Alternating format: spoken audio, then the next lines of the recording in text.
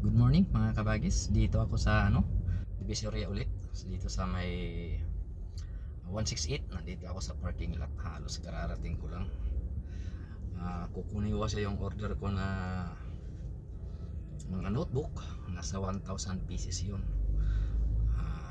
Bilang paghahanda sa papamahagi natin sa pagawin natin sa mahal na araw.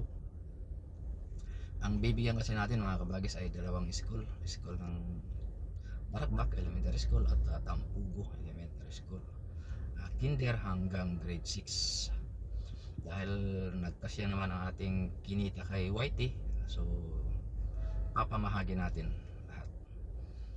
Hindi ko kasi tinuturing ito na tulong mga kabagis, kundi ito ay kawang gawa o pakikikapwa tao, regalo. Kaya yun, hindi ko yan ituturing na kundi ito ay ginagawa natin para magbigay inspirasyon sa mga mag-aaral. At sana pagdating ng araw magkaroon man ng isa sa kanila or higit pa na magkaroon ng kakayahan na gawin din ang ating ginagawa para maipagpatuloy ito mga kabagis ay makikikapwa tao, para maging nasolido ang ating mga samahan. Dahil maliit na bagay man, pero malaki ang impact o makukuha ang aral ang ating mga kabataan, lalo na sa mga mag-aaral.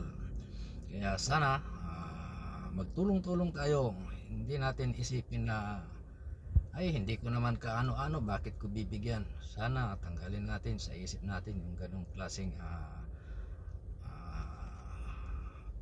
kaugalian, dahil napaka gaan ng loob o napakasaya siguro kung anong saya ng mga na bibigyan natin ng regalo ay mas higit pa ang saya ko na nakakapagbigay sa kanila ng regalo. Nagagawa ko yun at kahit ako hindi ako makapaniwala na yan ay nagagawa ko, pero ito nga nangyayari, kaya sobrang saya ko. Dahil nung ako ang bata, nag-aaral, ay halos hirap bumili ng gamit pang eskwela. Samantala ngayon ay nagkakaroon tayo ng pagkakataon na makapagbigay sa ating mga kabarangay o mga kalapit na barangay. So papasalamat ako kay Whitey, higit sa lahat yung nasa taas, kasi binigyan ako ng pagkakataon para magawa itong mga ganitong bagay.